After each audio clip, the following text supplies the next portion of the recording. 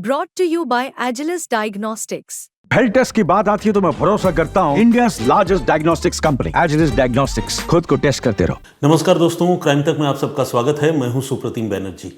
दशहरे की छुट्टियों में मैं कुछ दिनों के लिए अपने घर गया था, होम टाउन जमशेदपुर, और काफ़ी अच्छा वक्त गुजरा। अब वापस आ गया हूं मोर्चे पर और फिर से आप लोगों की खिदमत में हाजिर हूं। आज की कहानी मध्य प्रदेश की है, मध्य प्रदेश के बैतूल ज़िले की। बैतूल जो है कोई बहुत ही डेवलप्ड एरिया नहीं है और बैतूल की गिनती जो है बहुत विकसित इलाकों में नहीं होती है, लेकिन फिर भी मध्य प्रदेश का एक इम्पॉर्टेंट इलाका है और अपराध तो कहीं पर भी हो सकता है, तो बैतूल में भी अपराध की घटनाएं होती हैं। आज वहाँ की एक खबर आप लोगों को बताता हूँ, वहाँ की एक घटना बताता हूँ। इसी साल 27 अप्रैल को बैतूल के कोतवाली थाना इलाके में एक गांव पड़ता है जिसका नाम है मलिया। उसी मलिया गांव में लोगों की नज़र एक अधजली लाश पर पड़ती है। लाश खेतों के बीच एक सुनसान जगह पर पड़ी हुई थी और उसे इतनी बुरी तरह से जला दिया गया था कि वो बिल्कुल सिकुड़ कर छोटी हो गई थी, लेकिन जो उसकी हड्डियां थी और जो स्ट्रक्चर था उसे देखकर लगता था कि ये किसी बच्चे की लाश नहीं है, बल्कि कोई बालिग नौजवान की या किसी बालिग आदमी की लाश है, ऐसा देखकर लगता था। तो इस डेड बॉडी पर जब लोगों की नज़र पड़ी, लोगों ने पुलिस को इत्तला दी। कोतवाली थाने की पुलिस मौके पर पहुंची और उसने भरसक अपनी तरफ से उस लाश की पहचान करने की कोशिश की। मौका वारदात का बहुत बारीकी से जायज़ा लिया, आसपास के इलाकों की तलाशी ली। सब कुछ देखने के बाद भी पुलिस को वहाँ से कोई ऐसा क्लू नहीं मिला, क्योंकि मौके पर ऐसी कोई भी चीज़ जो इस मरने वाले की हो सकती थी, कोई बिलोंगिंग, ऐसा कुछ भी पुलिस के हाथ नहीं लगा। अगर कुछ चीज़ें रही भी होंगी तो वो इस लाश के साथ ही जल गई थी। तो ऐसे में पुलिस के लिए इस डेड बॉडी की पहचान पता करना एक बड़ी चुनौती थी। तो खैर, पुलिस ने जो है इस मामले में केस दर्ज किया कत्ल का और इस मामले की छानबीन में जुट गई। किसी ने क्लेम नहीं किया था डेड बॉडी को लेकर, तो ये भी पुलिस के लिए एक मुश्किल बात थी कि पुलिस पता कैसे करे। बहरहाल जब पुलिस ने केस दर्ज कर लिया और उसके बाद छानबीन शुरू की तो पता चला कि बगल के एक और पुलिस स्टेशन में एक गांव पड़ता है जिसका नाम है गाढ़ा गोहान। इस गाढ़ा गोहान गांव से 30 साल का एक नौजवान गायब था, जिसका नाम था शंकर दाहिकर। अब ये शंकर दाहिकर इत्तेफाक से ठीक 2 दिन पहले गायब हुआ था, यानी 27 अप्रैल को ये डेड बॉडी मिली थी जली हुई, और शंकर जो है वो 25 अप्रैल को गायब हुआ था। लेकिन क्या ये लाश शंकर की ही थी? आस पड़ोस में जो लोग थे, उस गांव के रहने वाले लोग, जहां वो डेड बॉडी मिली थी, वहां तो कोई पहचान ही नहीं सका। पुलिस ने अब तय किया कि वो शंकर के घर वालों से कांटेक्ट करेगी और कहेगी कि एक बार आकर लाश देख लीजिए, जो भी रिमेन्स हमारे पास है बची खुची, आप देखकर बताइए कि क्या ये आपके घर के लड़के की लाश है या नहीं। तो ये जो दाहिकर परिवार के लोग हैं, इनको पुलिस ने बुलाया और इन लोगों ने आकर उस डेड बॉडी को बहुत ध्यान से देखा भी। देखने के लिए भी हिम्मत चाहिए होती है, जब खासकर आपके घर का कोई मेंबर गायब हो और आपको पुलिस इस तरह के काम में लगाए कि आप देखिए, पहचानिए, तो आप सोचिए कितनी तकलीफ होती होगी। तो खैर, दाहिकर परिवार के लोगों ने उस डेड बॉडी को देखा और देखने के बाद उन्होंने पहचानने से इनकार कर दिया। उन्होंने कहा कि नहीं, हमें समझ में नहीं आ रहा कि ये लाश हमारे बच्चे की है या नहीं। हमारा बेटा जो है वो गायब ज़रूर हुआ है और जब लाश मिली थी उससे 2 दिन पहले, लेकिन हम पहचान नहीं सकते। तो यहाँ पुलिस की कोशिश जो है उसे एक झटका लगा, क्योंकि घर वालों ने पहचानने से इनकार कर दिया।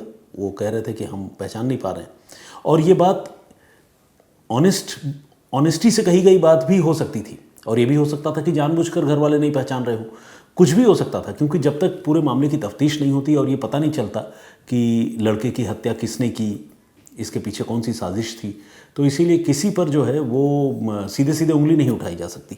तो पुलिस ने तय किया कि अब वो डेड बॉडी के ये जो बचे खुचे हिस्से हैं, इनमें से कुछ सैंपल इकट्ठा करके उन्हें डीएनए जांच के लिए भिजवाएगी। चूँकि शंकर दाहिकर नाम का लड़का गायब था और घर वाले ऑलरेडी मना तो कर रहे थे कि इस लाश को वो नहीं पहचान पा रहे हैं, लेकिन ये कह रहे थे कि उनका बेटा अब भी गायब है। तो पुलिस ने तय किया कि दाहिकर परिवार के लोगों से ही इस डेड बॉडी के मिलान की कोशिश की जाएगी।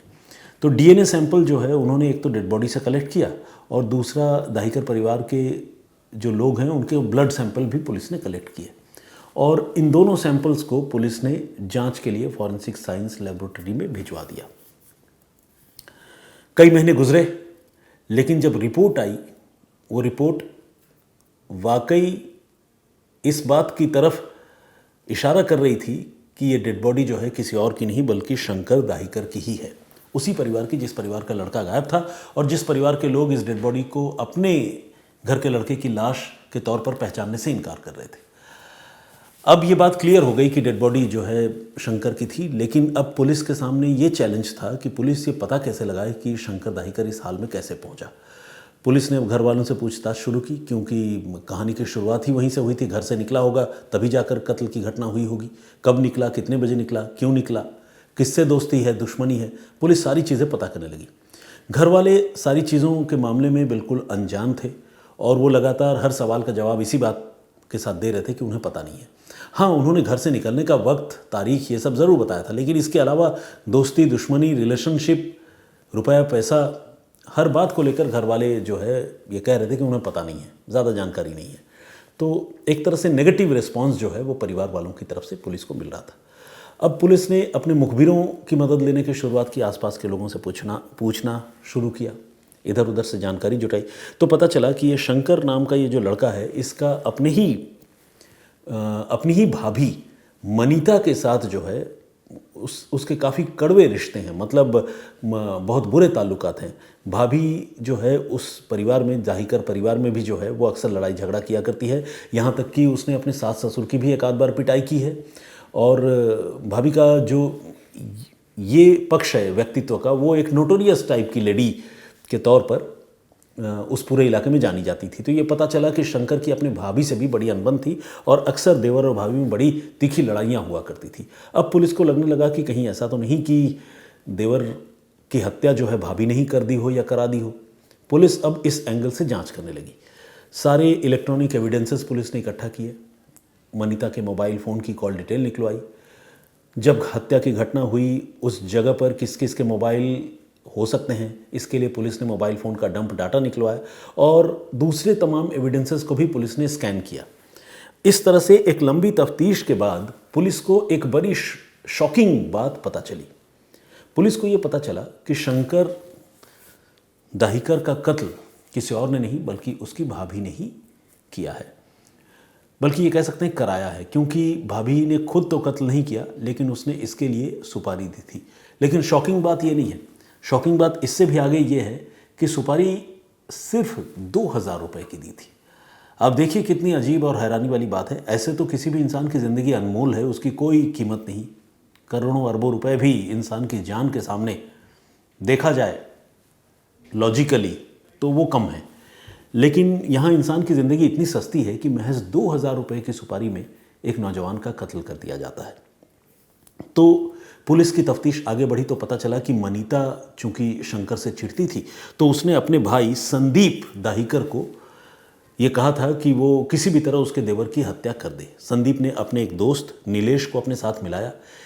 इस काम के लिए मनीता ने अपने भाई को 2000 रुपये दिए थे, उसमें से 1000 रुपये संदीप ने अपने पास रखे और अपने दोस्त नीलेश को 1000 रुपये दिए और दोनों ने इस 2000 रुपये के एवज में शंकर के कत्ल की हामी भरी।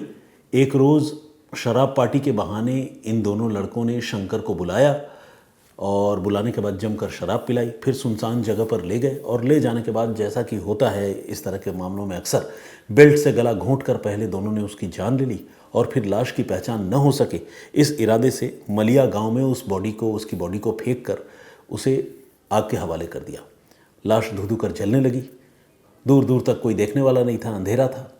ये दोनों लड़के वहाँ से कत्ल करके फरार हो गए। इधर जब जांच शुरू हुई, डीएनए रिपोर्ट सामने आ गई, पुलिस के मुखबिर जो है एक्टिव हो गए, तो इन दोनों लड़कों को पता चल गया कि मामला खुल सकता है। दोनों लड़के फरार हो गए, महाराष्ट्र चले गए। लेकिन पुलिस की एक टीम महाराष्ट्र पहुंची और वहाँ से उन्होंने संदीप और नीलेश दोनों को गिरफ्तार कर लिया, जिन दोनों ने कत्ल की बात कबूली और महज 2000 रुपये में कत्ल करने की बात भी मानी। लेकिन इस मामले की जो मास्टरमाइंड है, जिसने कत्ल की साजिश रची, मनीता, वो अब तक पुलिस की गिरफ्त से बाहर है और फरार है। पुलिस फिलहाल मनीता की तलाश कर रही है, लेकिन एक महिला का ये रूप देखकर खुद उस गांव के और आसपास के लोग जो हैं वो हैरान हैं। बड़ा अविश्वसनीय सा है कि कोई इतनी गहरी और इतनी भयानक साजिश जो है रच सकती है। हालांकि देखा जाए तो चूँकि हम क्राइम रिपोर्टिंग करते हैं और रोज़ाना इस तरह की चीज़ें देखते हैं, और आप लोग भी क्राइम तक परिवार के सदस्य हैं, तो इस तरह की कहानी आप भी रोज़ाना सुनते हैं, तो बहुत ज़्यादा हैरानी अब हम लोगों को शायद न हो, लेकिन अभी भी जो लोग रोज़ इस तरह की खबरों से वाबस्ता नहीं होते या जिनका पाला नहीं पड़ता, उन्हें इस तरह की घटनाएं चौंकाती तो हैं। ये घटना भी बहुत हैरान करने वाली थी, और इस पूरी कहानी में जो सबसे शॉकिंग एलिमेंट मेरे हिसाब से है वो यही है कि सिर्फ 2000 रुपये में एक आदमी का कत्ल कर दिया गया। तो किसी की ज़िंदगी इतनी भी सस्ती हो सकती है कि 2000 रुपये की सुपारी निकाल कर किसी की हत्या कर दी जाए, इस पर विश्वास करना बहुत मुश्किल होता है, लेकिन यही सच है। तो आज की कहानी यहीं तक। मैं फिर हाजिर होऊंगा किसी और कहानी, किसी और वाक़े के साथ। और बहुत सारे हमारे दर्शकों ने ये कहा है कि पहले जो आप सारे लोगों के कमेंट्स में पढ़ा करता था, कुछ सवाल जवाब का सिलसिला चलता था, उसे हमने बंद कर दिया है, तो वो करना ठीक नहीं है। तो चूँकि आप लोग लगातार इसके लिए मुझे मैसेजेस कर रहे हैं और कमेंट्स में बता रहे हैं, तो चूँकि आप लोगों की बात टाली नहीं जा सकती, तो फिर से उस सिलसिले की शुरुआत करूँगा। आज ब्रेक के बाद जो है पहली बार आप सबके सामने हाजिर हुआ हूँ, तो कोई कमेंट्स तो प्रीवियस डे का है नहीं, तो इस स्टोरी पर आप जो कमेंट करेंगे और जो अपनी बातें रखेंगे, मैं कोशिश करूँगा कि उनमें से कुछ कमेंट्स के जवाब दूँ और कुछ अपने सुधी दर्शकों के नाम का भी जिक्र करूँ। तो आज के लिए इतना ही। अपना बहुत बहुत ख्याल रखिएगा, सुरक्षित रहिएगा। जय हिंद, जय भारत।